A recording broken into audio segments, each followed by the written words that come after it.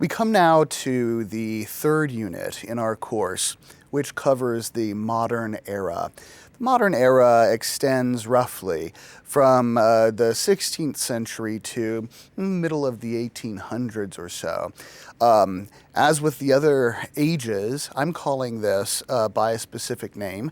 I'm calling it the Age of Faith in Reason, in contrast to the medieval era, which I've called the Age of Faith and Reason.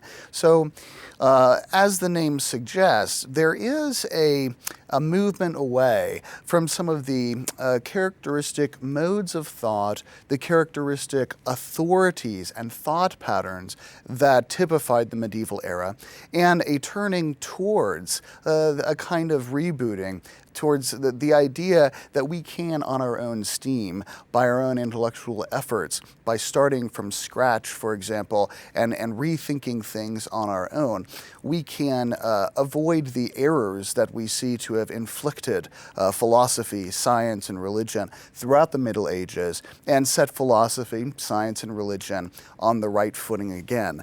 This is particularly clear with people like René Descartes, whose work I think can't be understood outside of the tumultuous backdrop of the 16th century and the 17th century. So I want to say something that's going to apply to Descartes' work, but also to the work of the philosophers we'll be studying, such as Hobbes, such as Rousseau, such as John Locke, Hume, and all the rest. And I want to situate them in their historical era so we can get a better understanding of what their main problems and concerns were and what their new philosophical methodology looked like. So just put yourself back here during this period in time. What do you think of when you think of the 16th century, the 1500s?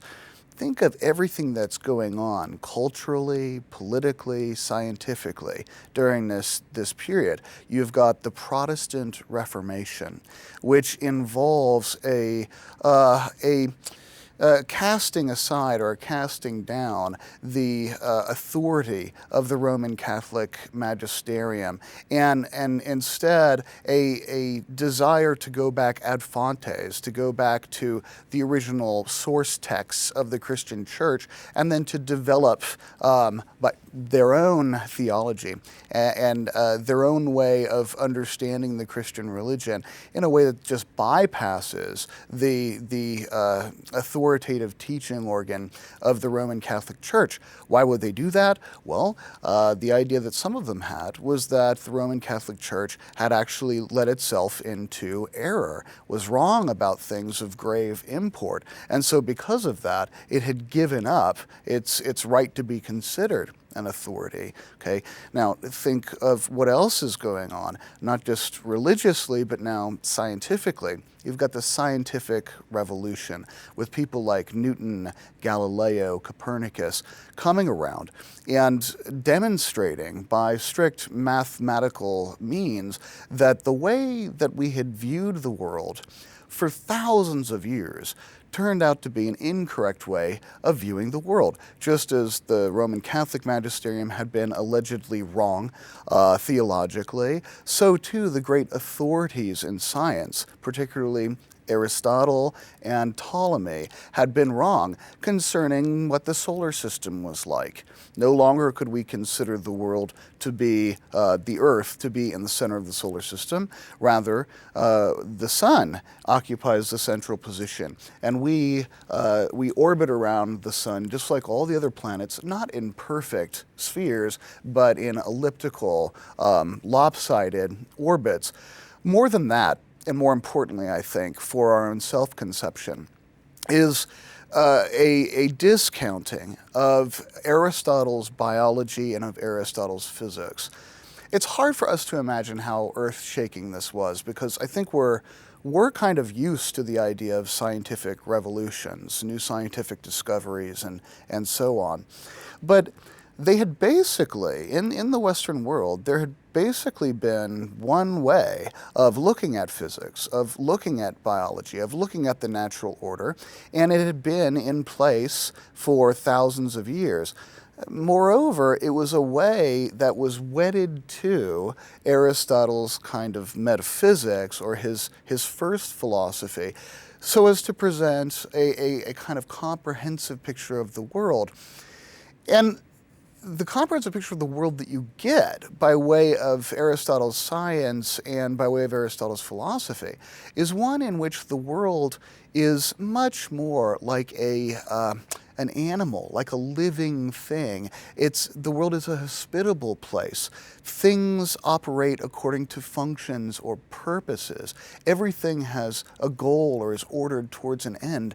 Aristotle's world is easy to see as being the product of a rational and benevolent designer. And it's easy to see how rational, goal-operating or goal-governed individuals such as us could fit within the world. But all of this is changing.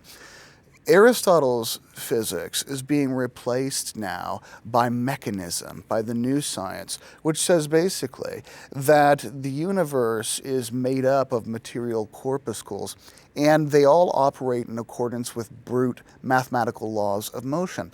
It doesn't make any sense to ask about the end or the goal or the purpose of a rock, of a physical particle. It just operates according to force equals mass times acceleration, those sorts of brute mathematical laws. Now, think about the impact that that would have on the way that you view the world and the way that you view your own place within the world.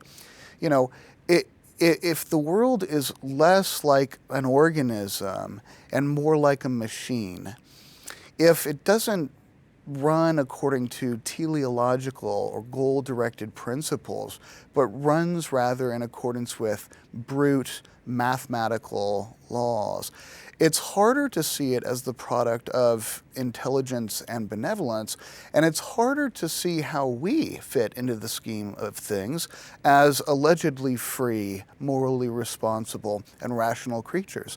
We, like the world, begin to look more and more like cogs and wheels in a great machine governed by brute laws of nature that run in deterministic patterns. Okay, so you've got, in the modern period, a period where all of the scientific, the philosophical, and religious certainties of yesteryear are less and less certain by the day. Where do you go for certainty? What can you know for sure? If we've been so wrong for such a long time about so many things, how did we end up in this mess? And how can we ensure that we don't end up in a similar mess? How can we put philosophy on the right footing?